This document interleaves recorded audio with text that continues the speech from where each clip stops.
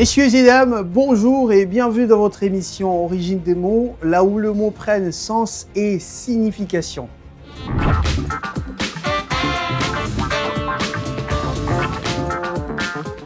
Dans ces rendez-vous, je vous amène un mot utilisé couramment pour désigner quelqu'un qui est en état d'ivresse, le mot quiti.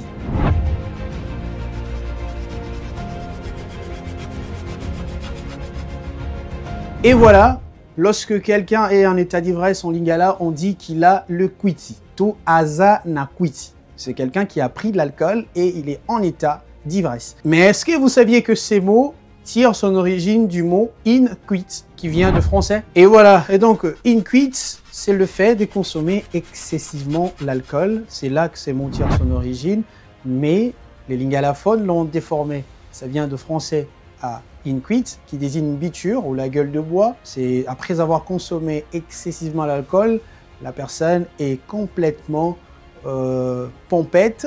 C'est ainsi qu'on dit que la personne a in quit, ou une biture, ou encore la gueule du bois. Et à lingala, on l'a changé des in quit à quiti. Donc on l'a changé pour dire que la personne est complètement pompette après avoir pris complètement ou excessivement l'alcool, et les allures sont vraiment à dénoncer.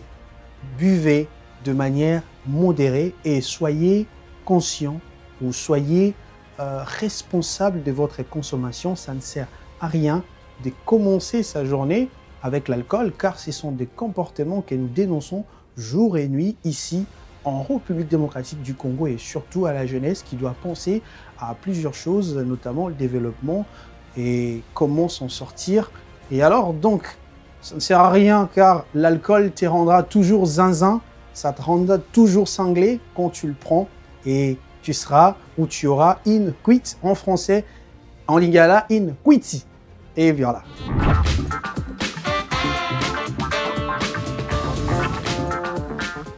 À éviter surtout d'être toujours en quiti, car certains parmi vous se réveillent avec l'alcool dans la tête, l'alcool entre les mains, l'alcool dans le cerveau et même l'alcool dans les reins. C'est pas important, et changer de comportement, ça sera très bien. On se retrouve prochainement pour un nouveau mot et surtout une nouvelle définition, une nouvelle signification et surtout un nouveau sens des mots.